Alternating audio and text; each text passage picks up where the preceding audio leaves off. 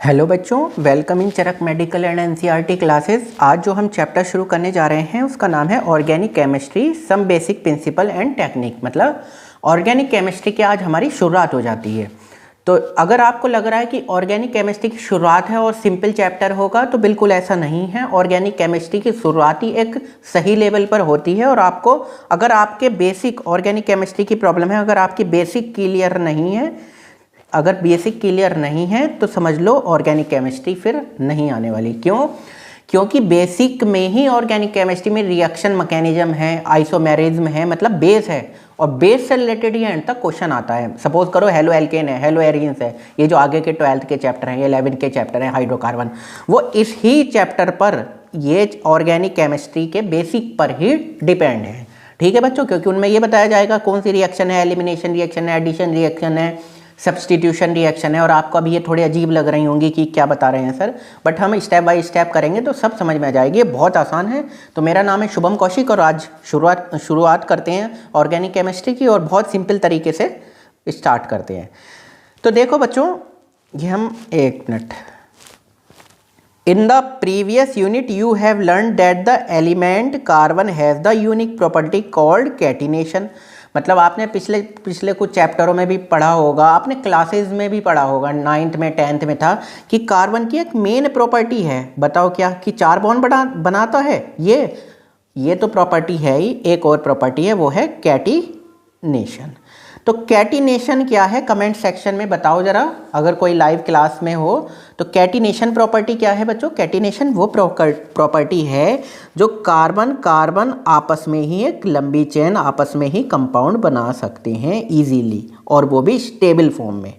ठीक है बच्चों, तो केवल कार्बन कार्बन आपस में बहुत लॉन्ग चेन बना सकते हैं। जो पॉलीमर होते हैं, कार्बन के पॉलीमर होते हैं, तो आपस में ये शो कर सकते हैं, कंपाउंड बना सकते हैं, और वो भी स्टेबिलिटी में। ऐसा नहीं कि अनस्टेबल कंपाउंड हो। Due to which it form covalent bond. क्यों बना सकते हैं? क्योंकि क्या बनाते हैं? ये कोवेलेंट बॉन्ड बनाते हैं, है ना। कोवेलेंट बॉन्ड बनाते हैं। क्यों? कार्बन का एटॉमिक नंबर क्या होता है? 6 होता है, यानी कि 2 4। तो आराम से कोवेलेंट बॉन्ड यानी कि 4 बॉन्ड शेयर कर सकता है with other carbon atom, carbon और दूसरे कार्बन एटम से। ठीक है। It also form covalent bond with atom of other element like hydrogen, oxygen, nitrogen, sulphur, phosphorus and halogen. ये कोवेलेंट बॉन्ड केवल आपस में ही दूसरे कार्बन एटम से ही नहीं, ये जैसे नाइट्रोजन से बना सकता है, ऑक्सीजन से बना सकता है, सल्फर से बना सकता है, फॉस्फोरस से बना सकता है एंड हेलोजन से बना सकता है। The resulting compound are studied under a separate branch of chemistry called organic chemistry. मतलब कि जो पीरियोडिक टेबल है उसमें 118 नियर अबाउट एलिमेंट है, तो उनमें कार्बन को छोड़ के जो स्टडी की जाती है वो तो इनऑर्गेनिक केमिस्ट्री में स्टडी की जाती है एलिमेंट की। और केवल कार्बन और कार्बन से रिलेटेड कंपाउंड जो कार्बन से बन रहे हैं उनकी स्टडी की जाती है ऑर्गेनिक केमिस्ट्री के पार्ट में, ऑर्गेनिक केमिस्ट्री में। This unit incorporate some basic principle and technique of analysis required for understanding the formation and properties of organic compound. मतलब कि देखो, अब हम इस चैप्टर में ऑर्गेनिक कंपाउंड के बारे में पढ़ेंगे। मतलब कि कार्बन या कार्बन से रिलेटेड जो कंपाउंड बनते हैं उनके किस तरह वो बन रहे हैं, उनकी क्या टेक्निक है और क्या कौन सी वो रिएक्शन शो कर रहे हैं, उसके बारे में हम देखेंगे। तो अब शुरू करते हैं पैराग्राफ जनरल इंट्रोडक्शन। ठीक है, तो हमारा ये चैप्टर चल रहा है कौन सा? Organic chemistry some basic principle and technique. Page number अभी चल रहा है 256। ठीक है, तो उसका पहला पैराग्राफ है जनरल इंट्रोडक्शन। ठीक है बच्चों, तो जनरल इंट्रोडक्शन में हम पढ़ेंगे organic compound are vital for sustaining life on earth and include complex molecule like genetic information. मतलब ऑर्गेनिक कंपाउंड जो हैं बहुत ज़रूरत के हैं। क्यों? क्योंकि उनमें क्या है? जेनेटिक इन्फॉर्मेशन, जैसे डीएनए है, ये लिखा हुआ है बियरिंग डीऑक्सीराइबोन्यूक्लिक एसिड। डीएनए क्या है? ऑर्गेनिक कंपाउंड है। एंड प्रोटीन्स क्या है? ऑर्गेनिक कंपाउंड है। That constituent essential compound of our blood, जो हमारे ब्लड के essential main part, muscles and skin. ठीक है, प्रोटीन वगैरह ये हमारे स्किन में, ब्लड में बहुत ज़्यादा इंपॉर्टेंट रोल रखती हैं। ठीक है, तो इसका मतलब ऑर्गेनिक कंपाउंड का तो बहुत ज़्यादा रोल है। तो रोल है तो इसका मतलब पर्टिकुलर चैप्टर बना हुआ है। चैप्टर तो बना हुआ ही है, पर्टिकुलर बुक बनी हुई है ऑर्गेनिक केमिस्ट्री की, सेपरेट ब्रांच बना दी केमिस्ट्री की। तो organic compound appear in the material like clothing. आपको ऑर्गेनिक कंपाउंड कहाँ कहाँ दिख जाएंगे? कपड़ों में, फ्यूल्स, है ना, ईंधन जो आप ऑक्टेन वगैरह है ना, जो पेट्रोल आप डलवाते हो, ठीक है। पॉलीमर तो जो आप पॉलीथीन है वो पॉलीमर है, और जो आप क्लोथ कपड़े पहनते हो उनमें पॉलीमर के बने होते हैं। डाइज ऑर्गेनिक कंपाउंड है। एंड मेडिसिन, बेंजीन या बेंजीन से डेरिवेटिव होती हैं बहुत सारी मेडिसिन, जो जितनी भी मेडिसिन है वो ऑर्गेनिक कंपाउंड ही है mostly. These are some of the important areas of application of these compound। तो अब उनके हम आगे फर्दर स्टडी करेंगे और उनके एप्लीकेशन वगैरह हम देखेंगे। Science of organic chemistry is about 200 years old. मतलब जो ऑर्गेनिक केमिस्ट्री की साइंस है वो कितने साल पुरानी है? लगभग 200 साल पुरानी बातें चल रही हैं ये। 1780 की बात है। Chemist began to distinguish between organic compound obtained from plant and animal and inorganic compound. मतलब जो साइंटिस्ट थे, 201 साल पुरानी बातें हैं, तो जो भी साइंटिस्ट थे वो जो स्टडी कर रहे थे वो ऐसे कंपाउंड पे कर रहे थे कौन से नेचुरल सोर्स हैं और कौन से सिंथेटिक हैं, मतलब जो बनाए जा सकते हैं लैब में, ठीक है, ऑर्गेनिक या inorganic compound. Prepared from mineral source, और किससे, मतलब जो भी मिनरल सोर्स थे तो उससे किस तरह से ऑर्गेनिक कंपाउंड इनऑर्गेनिक कंपाउंड की स्टडी चल रही थी। पहले साइंटिस्ट थे बर्जीलियस, ठीक है, a Swedish chemist propose that a vital force, मतलब एक वाइटल फोर्स है जो मेन फोर्स है जिसकी वजह से ऑर्गेनिक कंपाउंड बन रहा। मतलब पहले क्या होता, थोड़ा सा ऑर्गेनिक कंपाउंड को ये समझा जाता था कि इनके लिए थोड़ी सी रिलीजियस थिंक नज़र से देखा जाता है कि एक मतलब एक तरह से ऊपर वाला ही भगवान ही बना सकता है इन कंपाउंड को, ऑर्गेनिक कंपाउंड है ये, जैसे हमारी मसल्स है, स्किन है, तो उस नज़रिए से वो सोचते थे कि कोई वाइटल फोर्स है was responsible for the formation of organic compound. तो ऑर्गेनिक कंपाउंड जितने भी हैं वो वाइटल फोर्स रेस्पॉन्सिबल है उनके लिए। However this notion was rejected in 1828। 1828 में जो एफ वॉलर थे सिंथेसाइज एन ऑर्गेनिक कंपाउंड, उन्होंने एक ऑर्गेनिक कंपाउंड बनाया। कौन सा? Urea from an inorganic compound ammonium cyanate. तो उन्होंने क्या बनाया ये आप देख लो, अमोनियम साइनेट लिखा है, फॉर्मूला है NH4CNO, अमोनियम साइनेट। उसको हीट किया तो क्या मिला उन्हें? NH2CO NH2 यूरिया, ये रहा कार्बन। अब उन्होंने देखा अरे ये तो ऑर्गेनिक कंपाउंड बन गया, तो तब से कंफर्म हो गया कि ऐसा नहीं है कि वाइटल फोर्स ही रिक्वायर्ड है। चलो आगे बढ़ते हैं। Synthesis of acetic acid. Acetic acid का फॉर्मूला क्या होता है? CH3COOH। तो सिंथेसिस ऑफ एसिटिक एसिड मतलब ऑर्गेनिक कंपाउंड कार्बन का है इसमें by Kolbe and that of methane by Berthelot. मतलब जब एक बार बन गया ना, क्या बन गया था? यूरिया, तो आगे भी साइंटिस्ट आते रहे ऑर्गेनिक कंपाउंड बनाते रहे, शो कराओ ना conclusively that organic compound could be synthesized from inorganic source in laboratory। उन्होंने बताया, मतलब सबसे पहले तो बर्जीलियस आए, सबसे पहले क्या बना दिया उन्होंने? क्या बनाया बच्चों? यूरिया बनाया, ठीक है, कोई बात नहीं। और यूरिया किससे बनाया? अमोनियम साइनेट से, ठीक है। उसके बाद भी एक दो साइंटिस्ट आए, उन्होंने फिर और कंपाउंड बनाए। तो अब ये कंफर्म हो गया कि ऑर्गेनिक कंपाउंड लैब में तैयार किए जा सकते हैं, मतलब ऐसा नहीं है कि वाइटल फोर्स ही चाहिए, ठीक है। तो अब हमारा नेक्स्ट पैराग्राफ है, नेक्स्ट पेज पे, पेज नंबर कौन सा है? पेज नंबर कौन सा? 257। पैराग्राफ शुरू होता है tetravalency of carbon. Tetravalency of carbon, shape of organic compound. Tetravalency का मतलब क्या होता है? टेट्रा मतलब क्या होता है? टेट्रा मतलब होता है 4, है ना। तो कार्बन कितने बॉन्ड बनाता है? 4 बॉन्ड बनाता है, ठीक है, कोई दिक्कत नहीं, बनाता है। तो अब शेप ऑफ कार्बन कंपाउंड के हम थोड़ा शेप भी देखेंगे इस पैराग्राफ में। तो पहला इसमें आता है the shape of carbon compound की शेप। तो हम पढ़ते हैं the knowledge of fundamental concept of molecular structure help in understanding and predicting the properties of organic compound. देखो, अगर कोई भी ऑर्गेनिक कंपाउंड है उसकी प्रेडिक्शन करनी है, वो कैसी रिएक्शन शो करेगा या क्या रिएक्ट करके कैसा रिएजेंट है वो, या किस चीज़ पर अटैक करेगा, किस टाइप के कंपाउंड पर अटैक करेगा, तो सबसे पहले उसकी स्ट्रक्चर जो है वो काफ़ी इंपॉर्टेंट रोल रखती है, मॉलिक्यूलर स्ट्रक्चर। तो you have already learn theories of valency. अब केमिकल बॉन्डिंग चैप्टर में आपने थ्योरी पढ़ ली होगी वैलेंसी की and molecular structure in unit 4। Unit 4 में केमिकल बॉन्डिंग में हमने कराई थी, तो आपने स्ट्रक्चर पढ़ ली होगी, कैसे बॉन्ड बन रहे हैं, लुईस डॉट स्ट्रक्चर कौन सी है, मॉलिक्यूलर स्ट्रक्चर कौन सी है, हाइब्रिडाइजेशन क्या होता है, ऑर्बिटल में कैसे होता है hybridisation. Also you already know that tetravalency of carbon and the formation of covalent bond। तो आपने पहले पढ़ चुके हैं कि टेट्रावैलेंसी होती है किसकी, कार्बन की, और कोवेलेंट बॉन्ड शो करता है carbon. By it are explain in terms of its electronic configuration. और अगर ये सारी चीज़ें जाननी हैं तो आपको इलेक्ट्रॉनिक कॉन्फ़िगरेशन एक बार पता होना चाहिए। अगर नहीं पता तो हमने चैप्टर कराया हुआ है केमिकल बॉन्डिंग, आप उसको देख सकते हो। And the hybridization of s and p orbital, और एस और पी ऑर्बिटल की जो हाइब्रिडाइजेशन होता है, हाइब्रिडाइजेशन क्या होता है, मिक्सिंग ऑफ ऑर्बिटल होता है ना, ऑफ सेम एनर्जी, मतलब सेम एनर्जी के जो ऑर्बिटल हैं वो मिक्स करके नया ऑर्बिटल फॉर्म करते हैं। ठीक है, तो ये थोड़ा सा रिकॉल कर लेते हैं, बस थोड़ा सा, हमने मेनली सेपरेट में हाइब्रिडाइजेशन पढ़ाया हुआ है।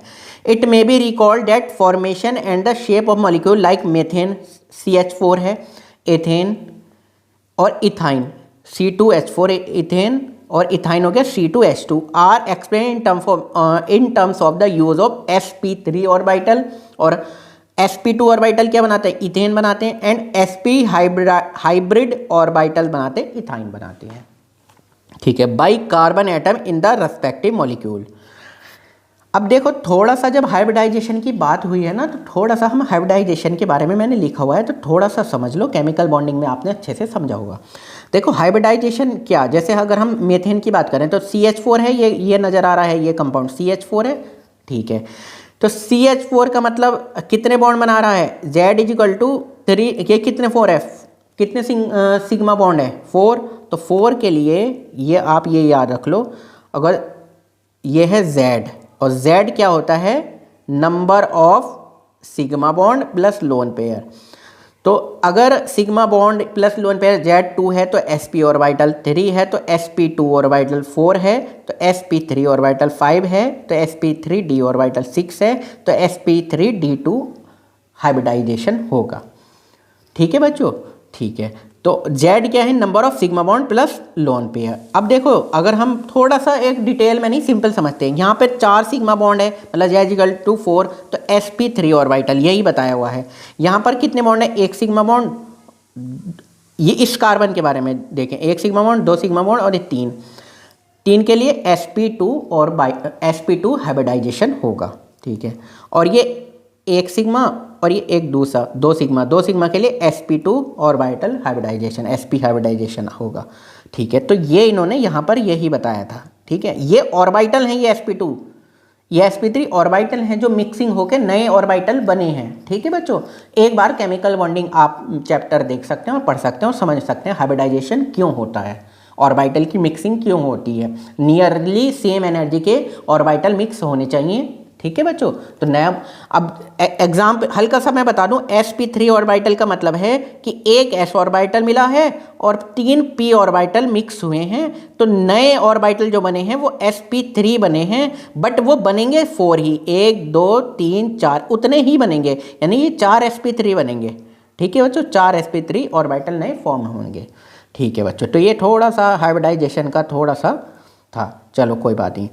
अब देखो बच्चों, hybridization influences the bond length, hybridization से फ़र्क पड़ता है बॉन्ड लेंथ, और आपके नीट के एग्ज़ाम में बॉन्ड लेंथ से रिलेटेड क्वेश्चन आना ही है। बॉन्ड लेंथ से नहीं आएगा तो बॉन्ड एनर्जी से आएगा, एंड बॉन्ड एंथैल्पी, यही यानी कि स्ट्रेंथ। ठीक है, इन कंपाउंड। ठीक है बच्चों, तो हाइब्रिडाइजेशन से कंपाउंड में बहुत काफ़ी चीज़ें फ़र्क पड़ती हैं। The sp hybrid orbital contains more s character, s का मतलब ये इसमें कितने, एक s एक p, तो इसका मतलब 50% s करेक्टर हो गया। ठीक है, 50% s करेक्टर हो गया। ठीक है, and hence it is closer to its nucleus and form shorter and stronger bond. जब न्यूक्लियस के पास में होगा तो छोटा बॉन्ड बनाएगा तो लेंथ पूछी जाती है, तो आप ये चेक करेंगे कि एस जिसमें ज़्यादा है, एस ऑर्बिटल, यानी यहाँ पर 50% एस करेक्टर है, तो उसकी बॉन्ड लेंथ कैसी होगी, शॉर्टर होगी, और जो बॉन्ड लेंथ पास होगी वो स्ट्रॉन्गर भी होगी, stronger bond than sp3 hybrid orbitals. ठीक है बच्चों, the sp2 hybrid orbital is intermediate in s character between sp and sp3। मतलब sp2 जो है वो इंटरमीडिएट है, s करेक्टर है जैसे उसमें, बिटवीन sp के और sp3 के। क्यों, sp3 में कितने हो गए, एक s, और p कितने हो गए, 3, तो एक तरह से देखा जाए 25% s करेक्टर है ना, ये 25% s करेक्टर है। यहाँ पर कितना है sp2 में, 2 1 3, यानी कि 33% s करेक्टर है। ठीक है बच्चों, तो इस तरह से, और sp में कितना है, 50% s करेक्टर है, तो ये देख सकते हो आप। And hence the length and enthalpy of the bond it form are also intermediate between them. तो मतलब कि अगर ये इंटरमीडिएट है, इनके बीच का है, तो उनकी बॉन्ड लेंथ और बॉन्ड एनर्जी भी इंटरमीडिएट होगी, इसके बीच में ही आएगी। The change in hybridization affect the electronegativity of carbon. आप इतना समझो, केमिकल बॉन्डिंग में थोड़ा प्रॉपर समझ लेना कि जब हाइब्रिडाइजेशन की वजह से इलेक्ट्रोनेगेटिविटी में भी फ़र्क आता है। आप बस इतना समझ लो कि जितने ज़्यादा परसेंटेज एस करेक्टर होगा उतनी ही ज़्यादा क्या होगी, उतनी ज़्यादा इलेक्ट्रोनेगेटिविटी होगी, और इलेक्ट्रोनेगेटिविटी ज़्यादा होगी तो जो बॉन्ड होगा वो ज़्यादा अट्रैक्ट होगा उस पर्टिकुलर जिसकी इलेक्ट्रोनेगेटिविटी ज़्यादा होगी उसकी तरफ। ठीक है, इतना याद कर लो। ये लिखा हुआ है, the greater the S character of the hybrid orbital the greater is the electronegativity. ठीक है, तो ये मैंने इस तरह दिखाया हुआ ही है। एक carbon atom having sp hybrid orbital with 50% s character, तो sp हाइब्रिडाइजेशन होगा तो s कितने परसेंट है, यहाँ पूछूं तो मैं 50%, p कितना है 50%। अगर s करेक्टर ज़्यादा है तो इलेक्ट्रोनेगेटिविटी भी ज़्यादा होगी, is more electronegativity than that of possessing sp2 से भी ज़्यादा है, sp3 से भी ज़्यादा है, क्योंकि इसका भी s करेक्टर कम है, इसमें 2 1 3 33% s करेक्टर है, और इसमें कितना है 25% s करेक्टर है। ठीक है बच्चों, चलो ठीक है। This relative electronegativity is reflected in several physical and chemical properties of the molecule. ये जो इलेक्ट्रोनेगेटिविटी आपको समझ में आ रहा है, जो हाइब्रिडाइजेशन समझ में आ रहा है, जो एस करेक्टर समझा रहे हैं हम, वो physical and chemical property molecules की उसमें बहुत ज़्यादा इंपॉर्टेंट रोल रखता है। ठीक है, about which you will learn in later units, मतलब कि आगे चल के धीरे धीरे आप पढ़ने लगोगे, सीखने लगोगे। तो ठीक है बच्चों, अब पढ़ते हैं some characteristic features of pi bond. अब पाई बॉन्ड के बारे में भी पढ़ लिया आपने, अब सिग्मा बॉन्ड के बारे में पढ़ा है। ठीक है, तो देखो बच्चों, तो ये नेक्स्ट पैराग्राफ है ना, नेक्स्ट है para some characteristic feature of pi bond. तो in a pi bond formation parallel orientation of the 2p orbital, मतलब 2p ऑर्बिटल पैरेलल होते हैं on adjacent atom is necessary for a proper sideways overlapping. तो ये याद रखो कि अगर कहीं पर भी पाई बॉन्ड बन रहा है तो इसका मतलब साइड से ओवरलैपिंग हो रही है। ठीक है बच्चों, चलो। Thus in CH2 double bond CH2 ethene के बारे में बता रहे हैं, molecule all the atom must be in the same plane. जितने भी एटम हैं must be in the same plane. जैसे मान लो ये CH है, ये CH है, ये CH, ये CH, तो ये एक तरह से सेम प्लेन में है, ये इस तरह से सेम प्लेन में है ये। The p orbital are mutually parallel and both the p orbital are perpendicular to the plane of the molecule. मतलब कोई मॉलिक्यूल है तो उसके परपेंडिकुलर p ऑर्बिटल हैं। जैसे परपेंडिकुलर समझ गए, ये बिल्कुल परपेंडिकुलर p ऑर्बिटल हैं, तब जाके साइड से ओवरलैपिंग हो रही है। Rotation of one CH2 fragment with respect to other interference with maximum overlap of p orbital and therefore such rotation about carbon double bond is restricted. इस ये पूरी लाइन का क्या मतलब है, थोड़ा सा कन्फ्यूजिंग होगा। अब देखो, ये देखो, आप ये देखो C डबल बॉन्ड C और ये H, ये H और ये H, ठीक है। तो ये जो पाई बॉन्ड है, ये जो पाई बॉन्ड है, अगर इसको हम, ये सपोज करो ये दो इस तरह के बॉन्ड हैं, तो अगर इसको हम इस तरह करेंगे तो रेस्ट्रिक्टेड रोटेशन है ना, ये एकदम से, ये फुल तरीके से एकदम रोटेट नहीं हो सकता और ये फुल तरीके से नहीं हो सकता, ये दोनों बॉन्ड टूट जाएंगे, पाई बॉन्ड टूट जाएगा। पाई बॉन्ड टूट जाएगा तो इसे बोलते हैं रेस्ट्रिक्टेड रोटेशन। इसमें इथीन में डबल बॉन्ड जो है रेस्ट्रिक्टेड रोटेशन है और ये इंपॉर्टेंट है। इसी की वजह से आप एक पार्ट पढ़ोगे जो कि आगे आएगा, आइसोमेरिज्म, ज्योमेट्रिकल आइसोमर क्या होते हैं, ज्योमेट्रिकल आइसोमर के बारे में। The electron charge cloud of the pi bond is located above and below the plane of the bonding atom. मतलब जो इलेक्ट्रॉन्स हैं, यानी कि एक तरह से यहाँ ये इलेक्ट्रॉन है, ये ऊपर और नीचे, अबव द प्लेन और बिलो द प्लेन इलेक्ट्रॉन वहाँ पे होंगे। और वहाँ पे अगर इलेक्ट्रॉन होंगे तो यानी कि अगर कोई पॉजिटिव करैक्टर आएगा जिसके पास इलेक्ट्रॉन की कमी होगी तो वो यहाँ पे अटैक करेगा ना, उसको तो बढ़िया जगह मिल चुकी है ये। यानी कि देखा जाए तो पाई बॉन्ड में इलेक्ट्रॉन मिल जाते हैं easily. The electron charge cloud of the pi bond is located above and below the plane of bonding atom. तो मैंने बताया जो बॉन्डिंग एटम है उनके ऊपर और नीचे क्या होता है, इलेक्ट्रॉन मिलते हैं। This result in the electron being easily available to the attacking reagent. जो अटैक, मैंने बताया जो अटैकिंग रेजेंट है उसको तो मजे आ जाएंगे, अगर उसको इलेक्ट्रॉन चाहिए तो एकदम सीधे साधा आराम से यहाँ पर आराम से, यहाँ तो इलेक्ट्रॉन मिल गए उसे, तो आराम से क्या करेगा, अटैक करेगा, अटैकिंग रेजेंट। तो इन जनरल क्या कहा जा सकता है, generally pi bond provide the most reactive centre in the molecule containing the multiple bond. मतलब जब मल्टीपल बॉन्ड होंगे, जैसे डबल बॉन्ड या ट्रिपल बॉन्ड होंगे, तो वो जगह इजीली वहाँ पे इलेक्ट्रॉन की डेंसिटी ज़्यादा होगी, तो वो अटैकिंग रिएजेंट है। कोई अगर एजेंट आएगा तो वहाँ पे इजीली अटैक कर सकता है। तो अब देखो बच्चों, तो ये क्वेश्चन करो और सॉल्व करो। How many sigma and pi bond are present in each of the following molecule. तो आप देख लो क्या है। अब ये वाला मॉलिक्यूल बना हुआ है, सिग्मा और पाई बॉन्ड बनाने हैं, तो ये देखो इस तरह बनाया हुआ है। CH ट्रिपल बॉन्ड, ये देखो CH ट्रिपल बॉन्ड, ये C, फिर सिंगल बॉन्ड, फिर ये CH हो गया, ये CH हो गया, फिर डबल बॉन्ड, ये डबल बॉन्ड, फिर ये CH हो गया, ये CH हो गया, फिर ये CH3, ये C हो गया, ये H3। तो कितने बॉन्ड है टोटल, काउंट कर लेना, 10 सिग्मा बॉन्ड है। और ये भी देख लेना कार्बन कार्बन में कौन से बने हुए हैं, ये कार्बन कार्बन में बना हुआ है, ये कार्बन कार्बन में बना हुआ है, ये कार्बन कार्बन में बना हुआ है, ये कार्बन कार्बन में बना हुआ है। तो कार्बन कार्बन में कितने बने हुए हैं, 4 बने हुए हैं बच्चों, ठीक है। उसी तरह चेक कर सकते हो आप। हाइब्रिडाइजेशन निकालना है तो मैंने बता दिया है।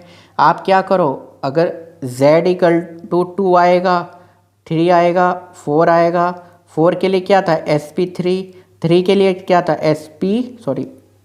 sp2 और 2 के लिए क्या था sp, ठीक है बच्चों, ठीक है। और Z क्या है, number of sigma bond plus lone pair, pi bond count नहीं करते, Z बराबर, ठीक है।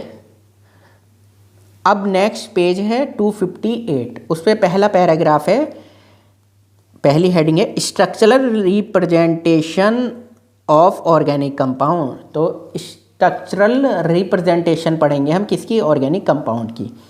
तो उसके अंदर पहली हेडिंग है complete condensed and bond line structural formulas. तो कंप्लीट बॉन्ड लाइन और कंडेंस्ड स्ट्रक्चरल फॉर्मूला जो भी हैं सब पढ़ा जाएगा। तो बहुत आसान है, बहुत सिंपल है, ठीक है बच्चों। चलो एक एक लाइन पढ़ते हैं। देखो ये टॉपिक में NCERT का एक एक लाइन बच्चों इसलिए पढ़ा रहा हूँ क्योंकि बहुत ज़्यादा चैनल ऐसे हैं, जगह ऐसी हैं जहाँ पे आप कंसेप्ट वाइज में पढ़ सकते हैं और बहुत अच्छे पढ़ाते हैं, बहुत ही अच्छा पढ़ाते हैं, ठीक है। आप अलग पांडे सर हैं, फिजिक्स वाला चैनल है, उनसे पढ़ सकते हैं। संकल्प भारत हैं, कुछ टीचर वहाँ पे हैं, विशाल सर हैं और पारस ठाकुर सर हैं, अपनी कक्षा चैनल हैं, और भी एक सर हैं जिनकी केमिस्ट्री निचोड़ है, काका जी करके, और भी कई चैनल हैं, बहुत अच्छा पढ़ाते हैं। अनुराग सर पढ़ाते थे पहले, शायद अन अकेडमी पे हैं, और भी टीचर हैं जो बहुत अच्छा पढ़ाते हैं, बट वो अच्छे बहुत बढ़िया लेवल पढ़ा रहे हैं, इसमें कोई डाउट नहीं है। अब ये जो लेवल है ये उन बच्चों के लिए कह सकते हैं जो बच्चे पहली बार एनसीईआरटी पढ़ रहे हैं, जिन्हें बिल्कुल एनसीईआरटी से पढ़ना है, उसके बाद उस कंसेप्ट पे जाना है। तो ठीक है, अच्छी बात है, आप वहाँ से भी पढ़ सकते हैं, वो तो बेटर है ही, बेस्ट है। और यहाँ से जो बच्चे कम थोड़ा शुरुआत कर रहे हैं तो बच्चे शुरुआत इससे कर सकते हैं, फिर अच्छे कंसेप्ट पे पहुँच सकते हैं। मतलब जो बच्चे जीरो पे खड़े हैं, 10%, 20%, 30% नॉलेज पे खड़े हैं, वो बच्चे यहाँ से शुरुआत कर सकते हैं। क्यों? क्योंकि उन्हें कम से कम अपने पूरे जीवन काल में एक बार एनसीईआरटी तो पढ़नी ही चाहिए। ठीक है बच्चों। Structure of organic compound are represented in several way. जो स्ट्रक्चर है ऑर्गेनिक कंपाउंड की, वो रिप्रेजेंट करी जा सकती है बहुत तरीके से।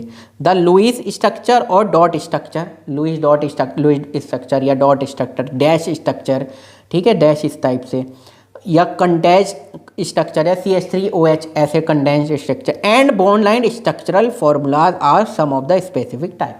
और बॉन्ड लाइन जो आपने देखा होगा ना, लाइनें हो जाती हैं, 3 लाइनें कर दी, 4 लाइनें बना दी, इस तरह से कुछ भी बना दिया, इस तरह से, ये बॉन्ड लाइन स्ट्रक्चर है। The Lewis structure however can be simplified by representing the 2 electron covalent bond by dash. तो जो हमारी कौन सी लुईस स्ट्रक्चर है, जैसे तो उन्होंने क्या बता दिया, ऐसे बॉन्ड बन गया, ये जो बॉन्ड्स कोवेलेंट बॉन्ड बनाया हुआ है बीच में, तो वो कौन सी लुईस स्ट्रक्चर है, वो इलेक्ट्रॉन का बता रही है। 2 electron covalent bond by dash, किसके द्वारा, जैसे ये डैश बीच में लगे होता। Such a structural formula focus on the electron involve in the bond formation. तो इससे क्या पता चलता है कि कितने बॉन्ड, मतलब जो बॉन्ड बन रहा है उसमें कितने इलेक्ट्रॉन पार्टिसिपेट कर रहे हैं। A single dash represent a single bond, एक सिंगल डैश बना हुआ है ये, तो सिंगल बॉन्ड। डबल डैश है तो इसका मतलब एक सिग्मा एक pi is use for double bond. And A triple dash represent a triple bond, और ट्रिपल डैश है एक तरह से 1, 2 और 3, तो मतलब 3 बॉन्ड बने हुए हैं। Lone pair of electron on hetero atom, जैसे oxygen, nitrogen, sulphur, halogen ETC में और मे नॉट बी शोन। मतलब लोन पेयर आप चाहो तो दिखा सकते हो, नहीं मन कर रहा, दिल नहीं कर रहा तो मत दिखाओ, कोई आपसे ज़बरदस्ती करने नहीं आने वाला। Third, ethane C2H6, ethene C2H4, ethyne C2H2 and methanol CH3OH can be represented by the following structural formulas. तो ये जो कंपाउंड हैं ये स्ट्रक्चरल फार्मूला से किस तरह हैं वो अब हम देखेंगे। Such structural for represent are called complete structural formula. जैसे आप इथेन देखो, ये तो इथेन का क्या फार्मूला होता है, C2H3 and 3 6 C2H6। तो दो कार्बन के बीच में एक बॉन्ड लगा दिया, और कार्बन हाइड्रोजन के, कार्बन की वैलेंसी कितनी होती है 4, तो उस अकॉर्डिंग कंपाउंड हमारा बन गया इथेन। इथीन है, कार्बन कार्बन के बीच में क्या हो गया, डबल बॉन्ड। डबल बॉन्ड का मतलब एक सिग्मा बॉन्ड, एक पाई बॉन्ड, और कार्बन की कितनी वैलेंसी होती है, मतलब कार्बन कितने बॉन्ड बनाता है 4, तो चेक कर लो। फिर 2 बॉन्ड ये बन गए, एक और एक ये, इसका मतलब 4 बॉन्ड बन गए। उसी तरह मेथेनॉल है, आप इजीली देख सकते हैं, ये मेथेनॉल है, इसमें कैसे बना, एक मेथेनॉल मतलब क्या फॉर्मूला है, CH3OH। तो कार्बन के चारों CH3, ये H कार्बन और हाइड्रोजन अटैच हो जाएंगे, O फिर O अटैच हो जाएगा। O कितने बॉन्ड बनाता है, 2 बॉन्ड बनाता है, और 2 लोन पेयर होते हैं, ये शो कर रखे हैं। ठीक है बच्चों, चलो अब देखो आगे देखते हैं। अब देखो ये किस तरह लिखा हुआ है। सिमिलरली, कौन सा पेज नंबर चल रहा है बच्चों, ये पेज नंबर चला है 258। ठीक है, similarly CH3 CH2 CH2 CH2 CH2 CH2 CH2 CH3 can be further condense. मतलब इतने CH2 बीच में, तो हमने शुरू में लिख दिया CH3, फिर CH2 कितने हैं 6 हैं, तो CH2 होल 6, देन फिर लिख दिया CH3। ये क्या फॉर्मूला हो गया, ये कंडेंस्ड हो गया। फॉर फर्दर सिंप्लीफिकेशन, अपने सिंप्लीफाई के लिए, अब ऐसा तो है नहीं इतना बड़ा फॉर्मूला बुक में लिखेंगे, कॉपी में लिखेंगे, नोटबुक में लिखेंगे। Organic chemist use another way of representing the structure in which only lines are used. अब इससे अलावा भी जो आजकल चल रहा है वो चल रहा है बॉन्ड लाइन स्ट्रक्चर। बस सीधे ऐसे ये बॉन्ड बना, एक लाइन बना दी, इस तरह बना दी, इस तरह कुछ भी बना दिया। अब देखो क्या है, in this bond line structural representation of organic compound carbon and hydrogen atom are not shown. तो कार्बन एंड हाइड्रोजन एटम क्या है, शोन नहीं किए गए। And the lines representing carbon carbon bond are drawn in zigzag fashion. और carbon carbon के बीच में जो लाइन है वो जिगजैग, ये मोशन होता है ना, ये ये जिगजैग फैशन में। ये जो पॉइंट है, ये लाइन के कोने जो हैं और जो ये मिल जो रहे हैं, ये क्या शो कर रहे हैं? ये शो कर रहे हैं कार्बन, ये शो कर रहे हैं कार्बन।